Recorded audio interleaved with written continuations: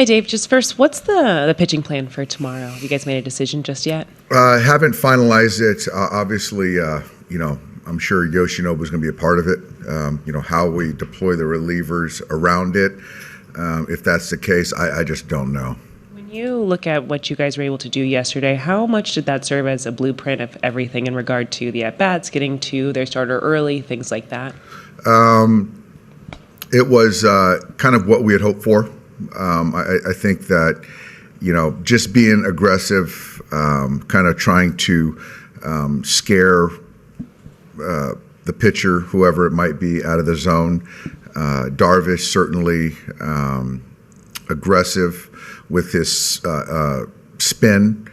And so I think that, it's still kind of ball in zone, be aggressive, shorten your swing because, anything's in play with you in any count. Juan? Well, you mentioned Yamamoto will be a part of it. Like, I'm not sure if he's had much experience coming out of the bullpen. Like, if you do go with an opener in front of him or whatever, like, do you feel like that's something that he could do? Those are things that we're talking through. I said it, I think, yesterday after the game. We have 6 or 7 relievers available. So I feel good about the relief kind of coverage. How Yoshinobu's a part of it, we're still kind of talking through it. I think the main variable is seeing our guys go out there today, play catch, see how they feel, which will give us a little bit more information on ultimately, who takes the brunt of the game, who starts the game. But to your question, I just feel that he'll do whatever we ask. And with Freddie and Rojas, like, how do you see their availability for Game 5? I don't see Miggy available for Game 5. Maybe to pinch hit. I think Freddie's going to be in there. With 2 days off, he didn't try to get ready yesterday. He's feeling better today with treatment, and so I just feel like tomorrow he'll be in there. Jack? Do you expect Flaherty to be part of the plan tomorrow? Yeah, he'll be a part of it. I don't know how that would come into play. But I think, again, in an elimination game, I think everyone should be a part of the plan. And then with Rojas likely out, does that mean Edman at short and then trying to figure out what you do in center? Correct. Do you know what you're doing in center yet? I do. I do, Jack. Don't want to share? Not yet. Wait, just to follow up on that, when you have, especially as you're looking at some of these decisions, like obviously you have guys that have been better in the regular season, guys like, Kike who have like the postseason track record, have played well. How do you weigh those things when you're looking at that, especially in a winner-take-all game? That's a great question. I think it's obviously you're managing with urgency because every game is important. The moment's important. And Kike has shown that he gets up for the postseasons, and that's self-admitted as well. And so just kind of what he's done, it's hard not to ignore that. The sample over the course of a season is certainly something, but the sample doesn't equate to any type of success, in my opinion, in one postseason moment, right? It's kind of the person, that particular moment, and you got to make a bet. And so that's kind of how I look at it. Go to Fabian, second row. Yeah, Dave, with Yamamoto, how confident are you guys that you guys have kind of attacked the tipping issue that you guys may have located in Game 1? I think that I think we've cleaned some things up. And so to their credit, they've done a good job of scouting and things like that. But I think that as far as overall kind of where Yoshinobu's at, I feel really comfortable. I know it's just 3 starts, and one of them was the Korea one, but they have hit him pretty well. What is it that you feel like has allowed them to maybe have the good results against Yamamoto? I think, the Korea start's even really hard to even talk about.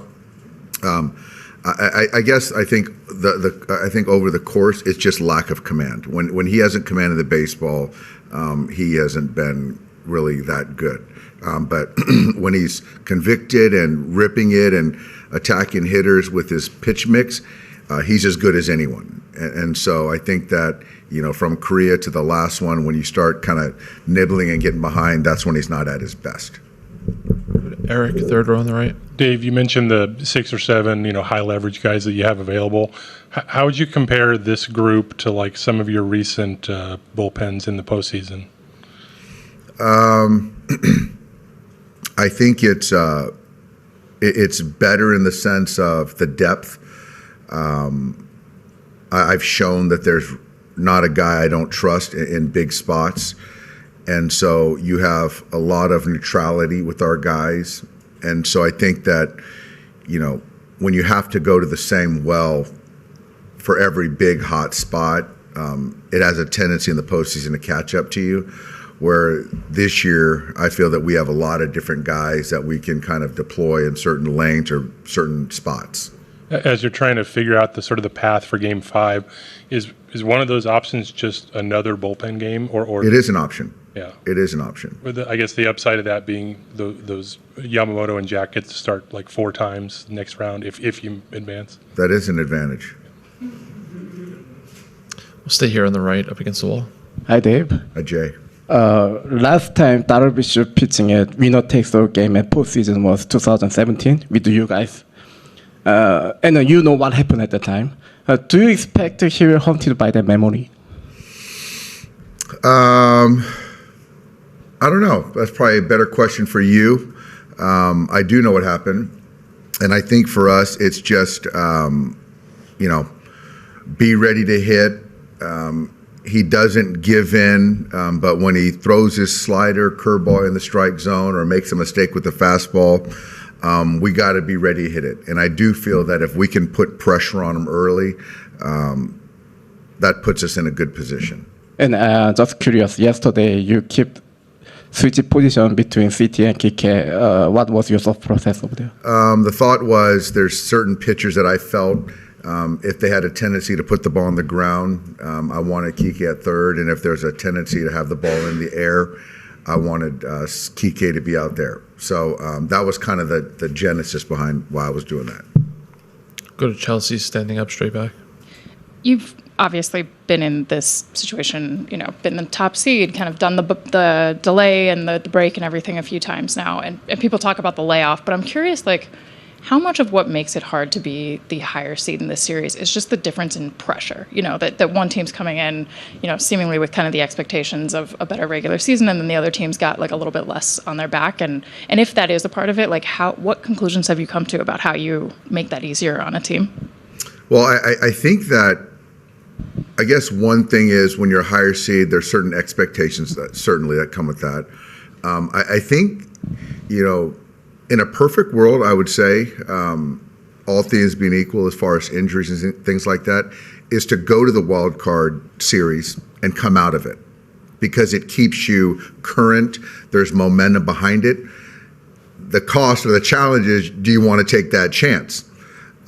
So obviously you're already banked in a division series. So I think that's why teams that come out of a wild card series have somewhat of an advantage because they're current as far as playing a schedule that we're used to, and there's momentum going into the next series. And so how do we try to kind of find that same momentum after having 5 or 6 days off or whatever it be? So that's the challenge. Bill, also in the back. Yeah, Dave, how much did last night's success with the bullpen game play into your willingness to do it again tomorrow? It's a big part of it. It's a big part of it. I think that, and also I feel that we can kind of mix some things around as far as lanes and runs because, again, the neutrality and the confidence that our pen has. But, yeah, I mean, coming off with what they did last night makes everyone feel pretty confident going into Game 5. And the tipping issue with Yoshinobu came up in spring training and Korea as well.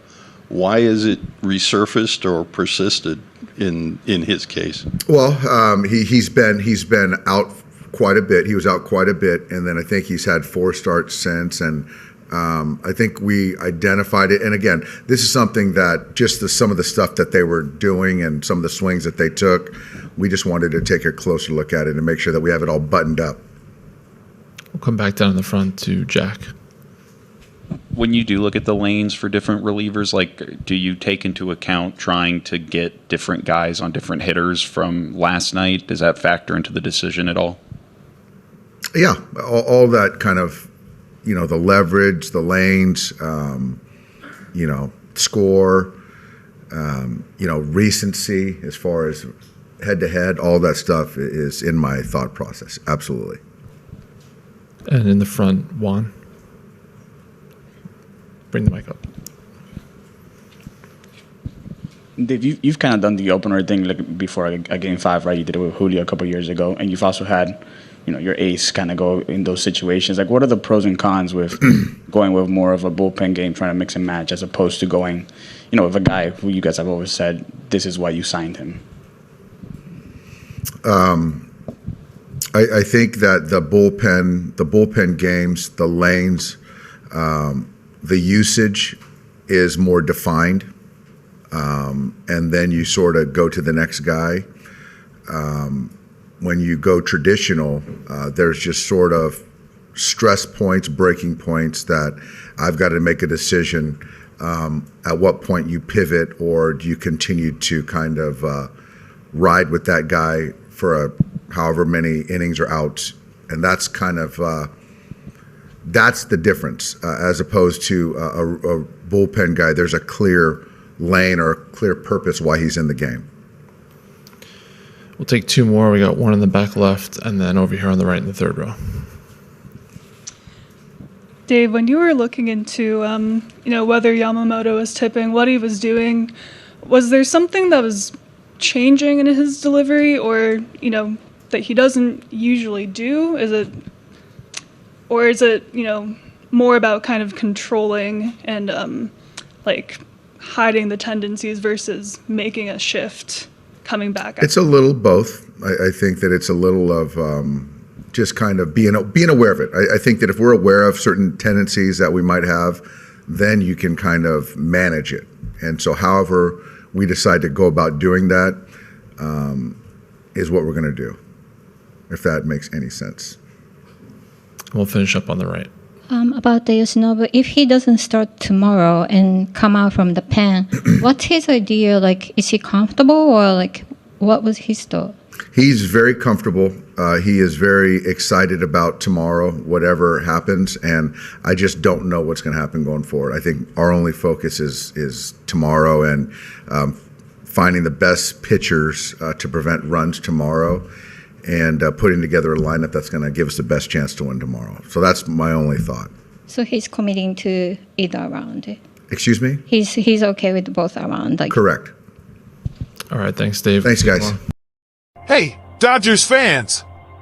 Today we're talking about a game that could define the season. Are you ready? Because this Friday promises to be historic. And there's one detail that makes this game even more special.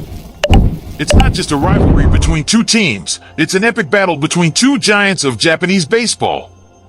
On one side, Yu Darvish, a legendary icon. On the other, Yoshinobu Yamamoto, the Dodgers' new sensation. This showdown is going down in Game 5 of the National League Division Series, and the winner moves on. It's do or die at Dodger Stadium, and the anticipation is huge. But what do you think? Will Yamamoto, who was recruited so well by Shohei Ohtani, be able to outshine his fellow countryman Darvish? Now, hold on, because here's the big reveal. This will be the first ever matchup in MLB postseason history between two Japanese-born starting pitchers. A historic moment that every Dodgers fan and baseball lover is going to want to witness. Can you imagine seeing two of Japan's greatest talents facing off in a game that could end one team's playoff run? And even more, Ohtani, who's been a longtime fan of Darvish, has already said he's super excited to see this duel. If Ohtani's pumped, you know we all are. So tell me, what do you think? Will Yamamoto rise to the occasion and lead the Dodgers to victory, or will Darvish shut us down again like he did in Game 2? Let me know in the comments. If you enjoyed this breakdown, don't forget to share it with your fellow Dodgers fans, drop a comment, and subscribe to the channel to stay up to date. Let's go all in for this playoff run.